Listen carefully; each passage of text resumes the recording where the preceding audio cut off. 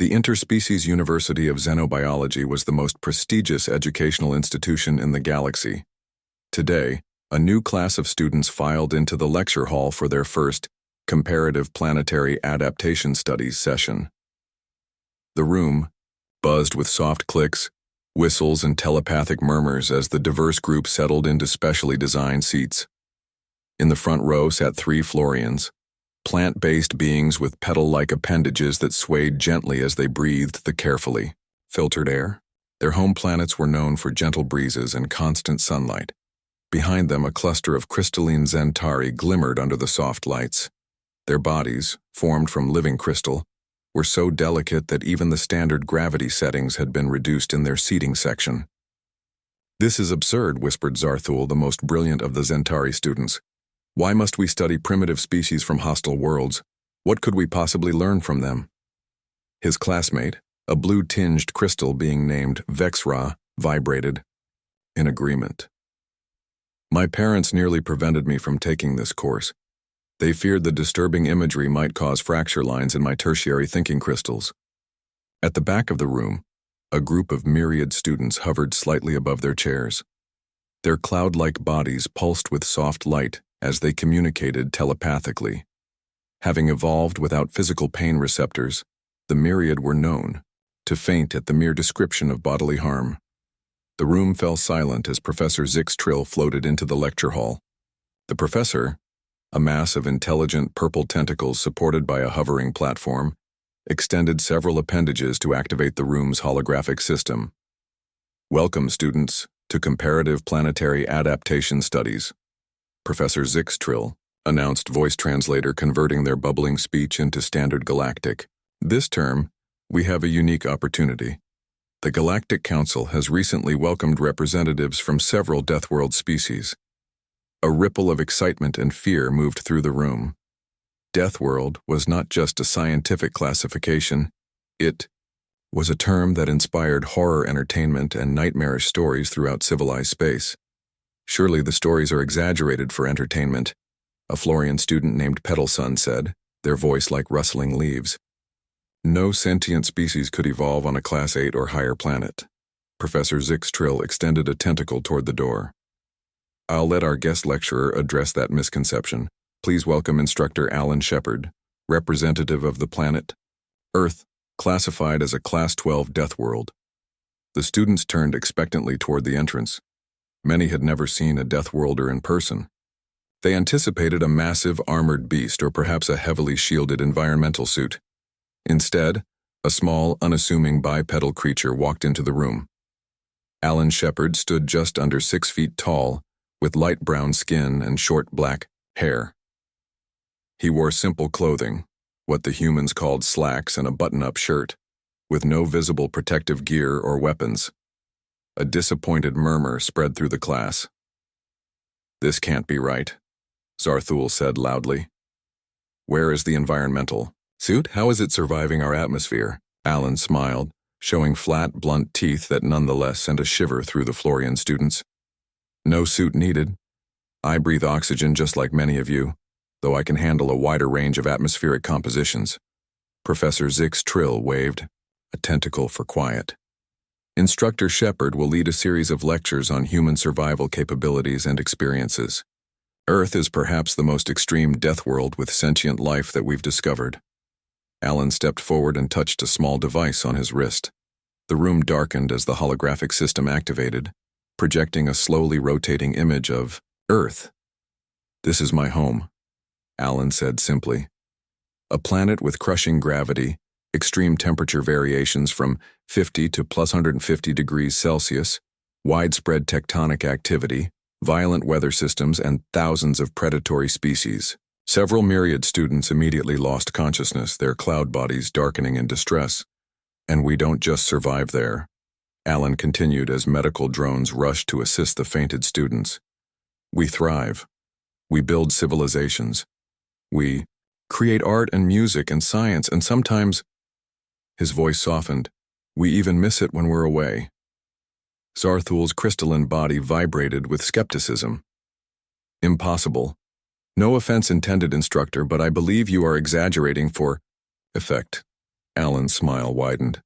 Then you're going to find this semester very educational, Zarthul, because I haven't even started telling you about the really dangerous parts yet. The next day, the alien students returned to class with a mixture of fear and curiosity. Medical drones hovered near the back of the room, ready to assist any students who might become overwhelmed. The number of students had dropped slightly. 3 myriad had formally withdrawn from the course after yesterday's introduction. Alan stood at the front of the room, waiting patiently as the aliens settled in. Today he wore what humans called hiking clothes, sturdy pants with many pockets, a flannel shirt, and boots that seemed unnecessarily heavy to the delicate aliens. Today we will begin to understand what makes Earth a Class 12 Deathworld, Alan said as the room quieted. And I will share the first of many human survival stories. The holographic system activated, showing a rotating globe of Earth with bright red spots marking various locations. These red areas indicate major natural disasters from just the past year on Earth, Alan explained. Hurricanes with winds strong, enough to lift buildings. Earthquakes that crack the planet's crust. Floods that submerge entire cities. Wildfires that burn areas the size of small countries. A Florian student in the front row began to wilt visibly, their petals curling inward, in distress. And yet, Alan continued, humans live in all these regions. We rebuild after disasters. We adapt and survive. The hologram shifted to show a rugged mountain range covered in snow and ice. These are the Rocky Mountains in a region called Colorado. 3 years ago, a park ranger named Lisa Rodriguez was transporting medical supplies by helicopter when a sudden storm caused them to crash. Several students gasped, a sound that varied from whistles to crystalline chimes depending on their species. The pilot died on impact. Lisa survived but suffered a broken leg and multiple lacerations. The nearest human settlement was over 30 miles away through wilderness populated by predators. Medical drones rushed to assist 2 Zentari students whose crystal bodies had begun to crack with anxiety. Zarthul raised a glimmering appendage. Instructor, surely at this point the human called for technological rescue, emergency teleportation, or at minimum an atmospheric vehicle? Alan shook his head. Our communication device was destroyed in the crash. No rescue would come until we were reported missing, which could take days. The hologram showed images of snow-covered mountains, dense forests, and several large furry creatures with sharp teeth that Alan identified as bears, apex predators weighing over 600 pounds. Lisa fashioned a splint for her broken leg using helicopter debris and her uniform belt. She created a makeshift crutch from a broken tree branch. Then she began walking. The class fell completely silent. For 21 days, Lisa made her way through the wilderness. She purified snow for water, foraged for edible plants, and twice had to hide from predators. She treated her own wounds, reset her broken bone when it began to heal incorrectly, and navigated using only the stars and her knowledge of the terrain. Alan tapped his device, and the hologram showed a thin, tired-looking woman with dark hair limping into a small cluster of buildings. This is Lisa arriving at the ranger station 3 weeks after the crash. She had lost 17 pounds and developed an infection in her leg, but she survived. Today, Lisa still works as a park ranger in those same mountains. A myriad students' cloud form darkened dramatically. But why return to such danger? After such suffering, any rational being would seek safety. Alan smiled. That's what makes humans different. Lisa returned to the mountains because she loves them, dangers and all. She says the experience made her a better ranger. Zarthul's crystalline body vibrated with confusion. You expect us to believe this account? Without evidence, this sounds like fictional entertainment. Alan nodded as if expecting this challenge. That's why I've arranged something special for our next class. Lisa Rodriguez will join us via communication link to answer your questions and show you her scars. The classroom erupted in alarmed chatter. And before you ask, Alan added, looking directly at Zarthul, Lisa's story isn't rare or exceptional among humans. It's one of thousands of similar accounts. Some are far more extreme. Each lecture will explore a different aspect of human survival. As the students filed out, many looked back at Alan with new expressions. Not just fear now, but something else. Something that might, with time, grow into respect. Zarthul lingered after the others left. These stories, the crystalline being, said quietly, "They're all documented? Verified?" Alan nodded. "Every single one. And we've only just begun to scratch the surface of what humans can survive." The alien students filed into the classroom with a new energy. News of the human survival stories had spread throughout the university. Today, several students from other departments stood at the back of the room, curious to see the Deathworlder, instructor for themselves. Alan waited until everyone settled, then activated the holographic system. The face of a woman with dark hair tied back in a practical style appeared, floating above the podium. "Class, meet Lisa Rodriguez, the park ranger from yesterday's story," Alan said. "Lisa has kindly agreed to answer your questions about her survival experience." The alien student stared in silent wonder at the human woman's face. She looked so normal, so unassuming for a being who had survived conditions that would have killed any of them instantly. "Hello, everyone," Lisa said with a warm smile. "Alan tells me you're studying adaptation on different worlds. I'm happy to help, though I don't consider my experience particularly special by human standards." This statement caused a wave of disbelief through the classroom. Zarthul's crystalline form flashed with blue light, indicating intense emotion. "Not special?" the Zentari student asked. "You survive conditions that would shatter my body in seconds. You reset your own broken bone. You evaded apex predators while injured. How can this be considered normal?" Lisa laughed. "Well, when you put it that way, but honestly, humans face challenges like these regularly. That's why we have survival training." A Florian student raised a trembling petal. "Did you believe you would die?" Lisa's expression grew serious. "There were moments, especially during the cold nights, when I wasn't sure I'd make it. But humans have something called hope. It keeps us going even when logic says we should give up." "What about the pain?" asked a myriad student, their cloud form pulsing with curiosity. "How did you function with a broken bone?" "Pain is..." Lisa paused, searching for words. "Pain is information. It tells us something is wrong. But humans can push past it when necessary. We compartmentalize it." Alan stepped forward. "This brings us to today's topic. While Lisa's story involved survival after an accident, many humans voluntarily enter dangerous situations for what we call recreation or sport. The holographic system shifted to show a massive mountain with a jagged peak disappearing into clouds. This is Mount Everest, Earth's tallest mountain. The temperatures at the top can reach 60 degrees Celsius. The air contains so little oxygen that most species would lose consciousness immediately. Yet humans climb it for fun. Alan showed images of humans in heavy gear struggling up snow-covered slopes. Cameron Walsh was an experienced climber who reached the summit despite his oxygen system failing. He survived for 3 hours in the death zone with no supplemental oxygen, something most humans couldn't do. The students watched in horrified fascination as footage showed a human male gasping for breath. His lips blew as he planted a small flag at the mountain's peak. "But why?" Zarthul asked, genuinely confused. "What resource exists at this peak? What scientific knowledge requires such risk?" "The challenge itself is the reward," Alan explained. "Humans often seek out hardship voluntarily to test their limits. The hologram changed to show vast stretches of ocean. This is another example.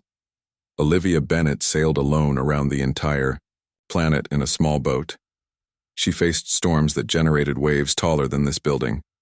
During her journey, she was nearly killed when a large marine animal, what we call a whale, surfaced beneath her vessel. The footage showed a tiny boat being tossed in monstrous waves, then a massive dark shape rising from the water dangerously close to the vessel.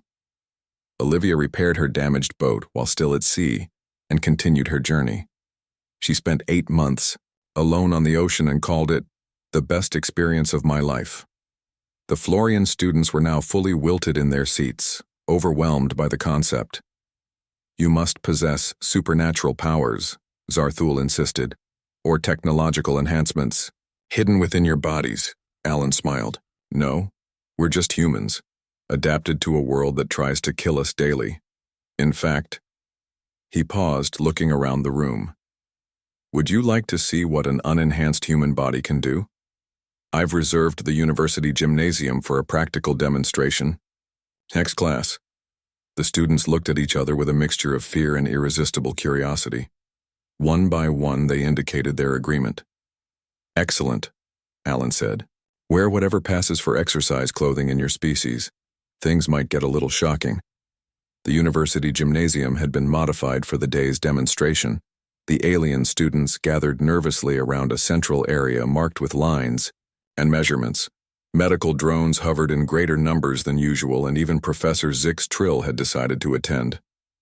I hear your human instructor is doing something unusual today, the professor said, tentacles waving with interest.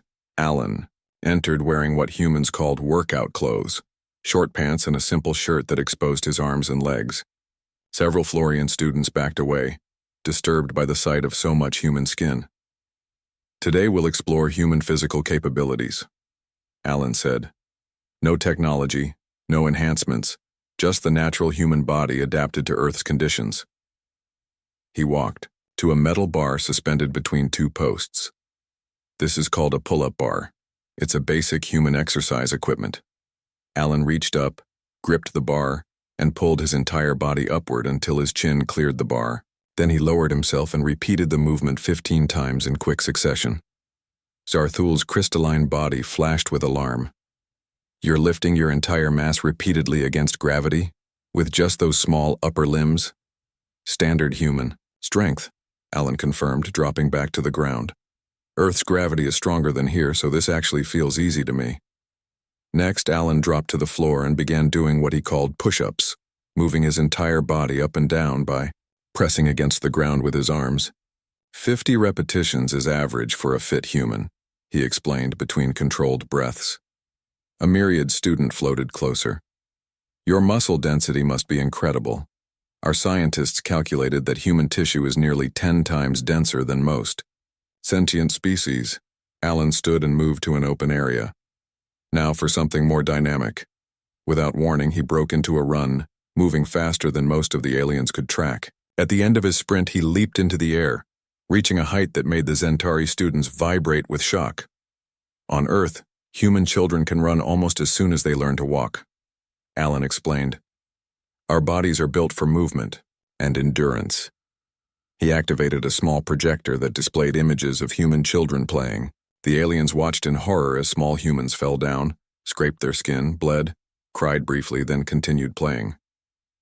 Human children typically experience dozens of minor injuries during normal development, Alan explained. Broken bones, cuts, requiring medical closure, impacts to the head, all considered normal childhood experiences. Professor Zix Trill's tentacles curled in distress. And they survive these repeated traumas? More than survive, they're necessary for proper development. Our bones grow stronger after breaks. Our immune systems develop by fighting infections. Human children who are too protected often develop health problems. The hologram changed to show a human female performing impressive athletic feats. This is Danielle Patterson, an Olympic athlete, Alan said. At age 12, she was in an accident that broke 27 bones in her body. Doctors thought she might never walk again. 4 years later, she won gold medals in swimming competitions. Zarthul moved closer, fascinated despite himself. How is this biologically possible? The energy required to repair such damage. That brings us to human metabolism, Alan said. We consume enormous amounts of energy compared to most species. We're constantly repairing ourselves. He displayed a microscopic view of human blood. Right now, inside my body, billions of specialized cells are fighting invaders, repairing damage, and delivering nutrients. My immune system is currently battling approximately 5 million potentially harmful microorganisms that entered my body just by breathing the air in this room. 3 Florian students immediately left the gymnasium, their petals completely closed in self-protection. Let me show you something truly remarkable about humans, Alan said. He picked up a small, sharp object and, before anyone could stop him, drew it across his palm. A line of red blood appeared. Several students lost consciousness. The medical drones rushed forward. "Don't worry," Alan said calmly, showing his hand. "Watch." The blood was already congealing, the wound beginning the process of sealing itself. "In 3 days, this cut will be completely healed. In 2 weeks, you won't even see a mark. Our bodies are constantly rebuilding themselves." When the class ended, 5 more students had dropped the course. But Zarthul and 12 others remained, their fear now mixed with something new, a growing respect for the strange creatures from that deadly world called Earth. The classroom felt emptier now, with nearly half the original students having dropped the course. Those who remained had a different energy about them, less fear, more fascination. Zarthul had even moved to the front row, his crystalline form angled toward the podium in what humans would recognize as eagerness. Alan entered the room carrying a small metal box. He placed it on the desk before addressing the class. "Today we move beyond individual physical capabilities to something uniquely human, our ability to survive historical extremes." The holographic system activated, showing a city of tall buildings. Suddenly, the ground began to shake violently. Buildings swayed, cracked, and some collapsed entirely in clouds of dust and debris. "This was the Great Western Earthquake of 2047, Alan explained. "Thousands of buildings collapsed. Millions of humans were affected."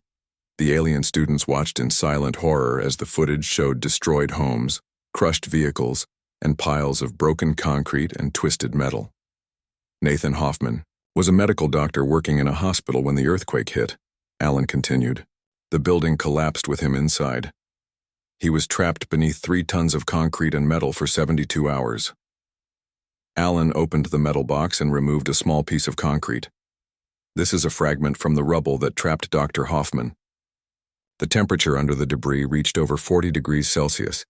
He had no water, no food, and a steel rod had pierced his shoulder, pinning him in place. Zarthul's crystalline body dimmed slightly. "And he perished, of course." "No," Alan said simply. "Nathan survived. He used his medical knowledge to slow his breathing and heart rate, conserving oxygen. He drank condensation that formed on metal, pipes near his face. He stayed conscious by reciting medical procedures from memory. The hologram showed rescue workers finally reaching a dirt-covered, dehydrated, but very much alive human male. Today, Dr. Hoffman still practices medicine. He specializes in disaster response and has personally saved over 200 lives in similar situations. Alan put the concrete fragment back in the box and activated a new hologram, a vast white landscape of ice and snow stretching to the horizon. "This is Antarctica, the coldest continent on Earth. Temperatures dropped to 80 degrees Celsius. Winds reach 200 kilometers per hour. Nothing grows there. Nothing should live there." The image changed to show a woman in heavy clothing, pulling a sled across the endless white. Hannah Clark crossed Antarctica alone, on foot, pulling all her supplies on this sled. The journey took 58 days. During that time, she experienced frostbite, snow blindness, and a fall into a hidden ice crevasse that nearly killed her. A Florian student's petals curled inward. What compelled this human to enter such a hostile environment voluntarily? "She wanted to be the first woman to make this crossing solo," Alan said. "Humans value being first, testing boundaries, going where others haven't gone." Next came images of dense green vegetation, tall trees with thick undergrowth, rivers, and strange animals. The Amazon jungle, one of Earth's most diverse ecosystems. When Greg Mendez's aircraft crashed here, he was given up for dead. The jungle contains thousands of poisonous plants, venomous insects and snakes, parasites and predators. The humidity and heat cause wounds to become infected within hours. Alan showed a thin, bearded human emerging from the trees, much skinnier than when he entered, but unmistakably alive. Greg survived for 4 months alone in the jungle. He built shelters, identified safe foods, treated his own infections with plant medicine, and eventually found his way to a river that led to civilization. The classroom was completely silent now. Even the usually skeptical Zarthul seemed deep in thought. "What you must understand," Alan said softly, is that these aren't our most exceptional stories. These aren't even rare. Every human knows someone who has survived something that should have killed them. After class ended, Zarthul approached the podium, where Alan was gathering his materials. Instructor, the crystalline being said, its voice modulator set to a respectful tone.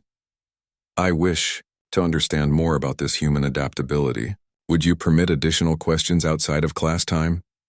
Alan smiled. Of course, that's why I'm here. As they left together, neither noticed Professor Zick's trill watching from the doorway, all tentacles tightly curled in concern. Later that day, Alan received an official warning from the university administration about potentially traumatizing content in his lectures. Alan stood before the class, noting the smaller but more engaged group of students. Today, he had invited them to sit closer together in a semicircle rather than formal rows. The holographic system remained off for now. We've discussed human physical adaptations to our Deathworld, Alan began, but today we explore something more profound, our psychological resilience. Zarthul's crystalline structure brightened with interest. Since their private discussion after the last class, the Zentari student had become almost an assistant, helping others understand human concepts. Physical injuries are visible, Alan continued, but humans also endure invisible wounds, trauma to our minds. Often, these psychological injuries are more difficult to heal than broken bones.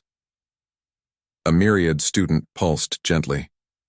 Your species can damage its thought processes and recover. Most sentient beings would experience permanent degradation.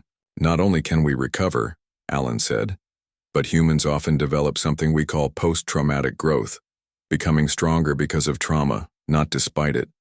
Now he activated the holographic system. The image showed a human woman with deep lines on her face and calm, determined eyes. This is Maria Wallace. 20 years ago, she was captured during a regional conflict and held prisoner for 3 years. She experienced torture, starvation, and witnessed the deaths of fellow captives. The alien students had grown somewhat accustomed to these difficult stories, but several still dimmed or wilted slightly. By all logical standards, Maria should have returned home broken, filled with hate, unable to function in society. Alan said softly. Instead, after her rescue and recovery, she established organizations that brought medical care to the very regions where she had been imprisoned. Impossible, whispered a Florian student. The psychological damage alone. Maria describes it this way, Alan continued. She says her suffering gave her clarity about what matters in life. She developed what humans call resilience, the ability to bend without breaking. Alan displayed simple diagrams of human brain structures. Human brains are remarkably flexible. We call this neuroplasticity. Our minds can rewire themselves after damage, create new pathways, find new solutions. Zarthul moved closer to the hologram.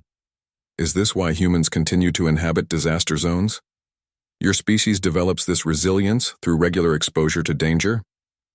Partly, Alan agreed. But there's something else at work, uniquely human psychological traits that evolved on our Deathworld. He displayed new words on the holographic field. Grit, determination, hope. These concepts may not translate perfectly to your languages, Alan explained. Grit is the ability to pursue long-term goals despite obstacles. Determination is the decision to continue when logic says to stop. And hope? He paused. Hope is believing in positive outcomes even when evidence suggests otherwise. A myriad student's cloud form pulsed rapidly. This hope seems like a processing error. A failure to calculate probabilities correctly. Alan smiled. Yet this processing error has saved countless human lives. People survive against impossible odds because they refuse to believe survival is impossible. He showed footage of humans in various crisis situations, natural disasters, accidents, conflicts, where victims helped each other despite personal danger. Perhaps most remarkable is how humans use humor as a psychological defense, Alan said. We make jokes in our darkest moments. We laugh to process fear. Humor? During crisis? The concept clearly baffled the aliens. Let me demonstrate, Alan said. He shared brief stories from emergency responders who used dark humor to cope with traumatic situations. Several aliens looked confused, but Zarthul emitted a sound that might have been an attempt at laughter. After class, a small group of students remained, gathering around Alan with new questions. The atmosphere had changed dramatically from the first lecture. Fear had given way to genuine curiosity. Later that evening, Zarthul and 4 other students met Alan in his quarters. They sat in a circle as he answered their questions about human psychology. The concept of hope particularly interests me, Zarthul said. My species makes decisions based on probability calculations. We would never attempt something with less than 60% chance of success. Alan considered this. Humans routinely pursue options with far lower probabilities. Sometimes the 1% chance is the only chance we have. As they continued their discussion late into the night, none of them noticed the university's surveillance drone hovering outside the window, recording everything for the increasingly concerned administration.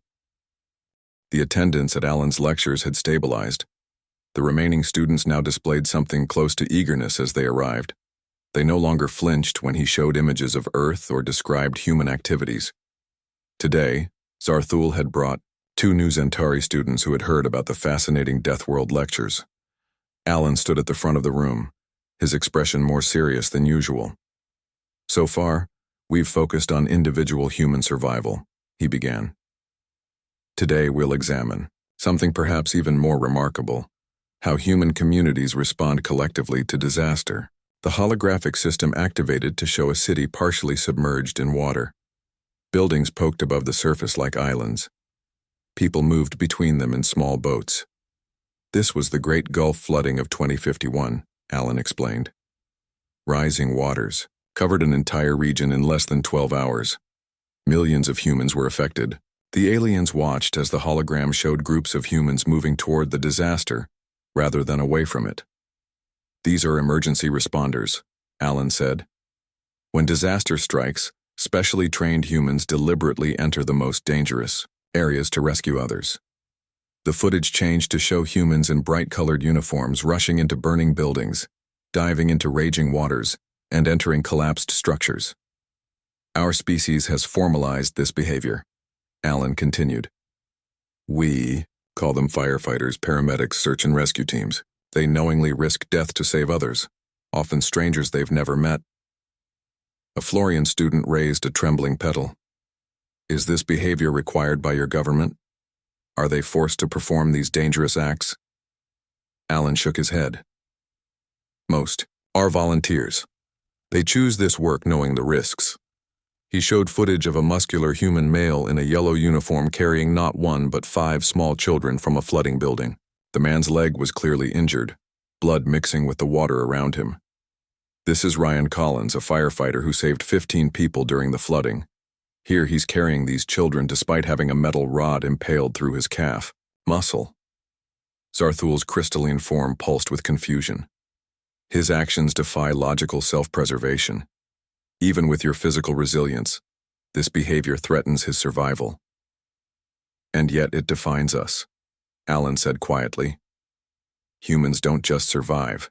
Individually, we ensure collective survival, often at personal cost. The hologram shifted to show a town completely destroyed by some natural force. This settlement was obliterated by a tornado, a violent windstorm. Every structure was damaged or destroyed. The footage continued, showing the same location. 6 months later, buildings stood again. Humans walked the streets. Most species would abandon such dangerous locations, Alan said. Humans rebuild, often in the exact same spot, sometimes multiple times. He showed more examples. Coastal towns reconstructed after hurricanes, villages rebuilt on the slopes of active volcanoes, cities that rose again after earthquakes. This pattern repeats across our history, Alan explained. We face disaster. We rebuild, we adapt, we continue. A myriad students' cloud form pulsed gently. Your species seems to form unusually strong social bonds. Is this another adaptation to your death world? Exactly, Alan said. pleased with the insight. Individual humans are tough, but our true strength lies in our communities. We evolved to work together against threats too big for any individual to face alone. He displayed images of human emergency shelters, field hospitals, and community kitchens, all created rapidly during disasters. When one human suffers, others help, Alan said. Not just family or friends, but strangers. Our empathy extends beyond our immediate group. Zarthul had been unusually quiet. Finally, the crystalline being spoke. I believe I understand now. Your physical adaptations are impressive, but they aren't your greatest strength. Alan nodded, encouragingly. Your greatest evolutionary advantage, Zarthul continued, is your willingness to sacrifice for others. This behavior seems irrational at the individual level, but provides immense advantage at the species level. That's it exactly, Alan said softly. We survive not just because we're tough, but because we're together. After class, Professor Zix Trill approached Alan with all tentacles tight with concern. The university board wishes to see you immediately, the professor said. They're questioning the appropriateness of your curriculum. Some believe your lectures are causing undue distress and spreading dangerous ideas. News had spread throughout the university that Alan's lecture series might be terminated. When the final class day arrived, the room was filled beyond capacity. Students from other departments stood along the walls. Even several faculty members had come to observe. Alan entered the room looking calm despite his recent meeting with the university board. Zarthul and the regular students sat in their usual places, waiting expectantly. For our final session, Alan began, I had planned to summarize what we've learned about human adaptation to Deathworld conditions. But instead I've arranged something special. He walked to the door and opened it. A tiny human figure stepped into the room.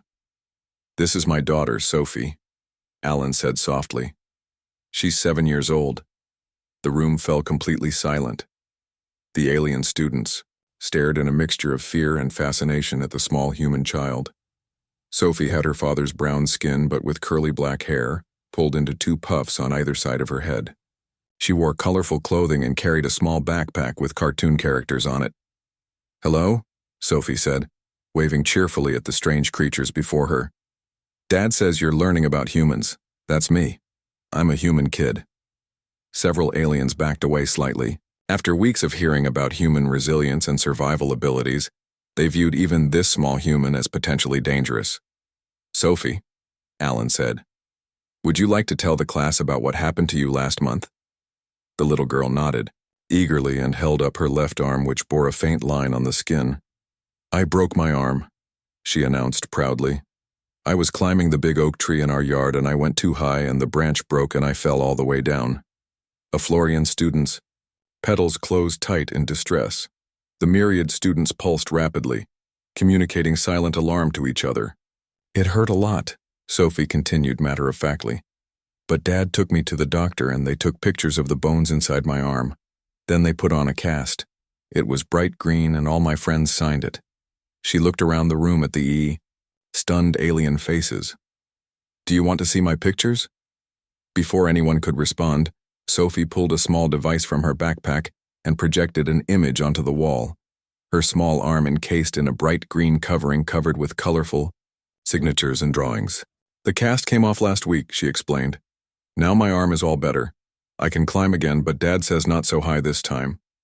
Zarthul moved closer, crystalline form gleaming with curiosity. Small human, were you not afraid? Did you not fear?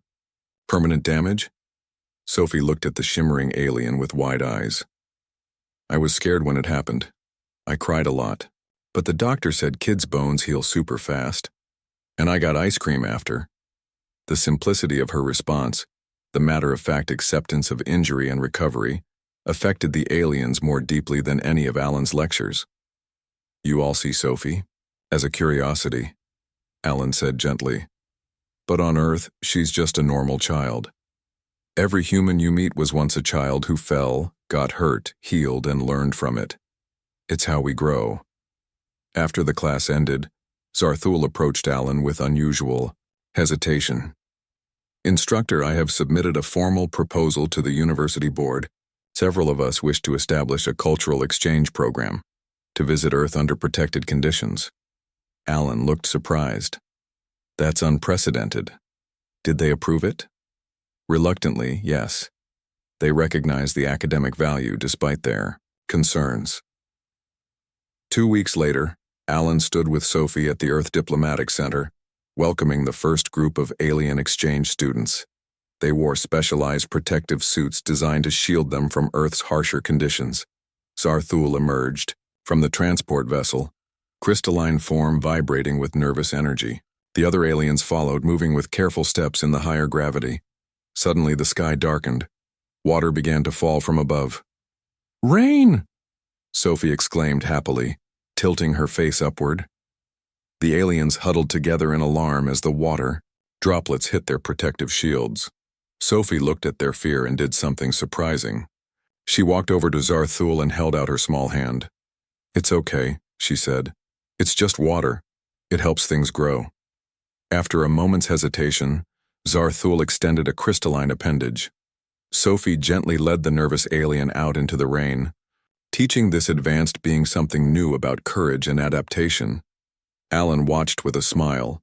The exchange program would change both species forever.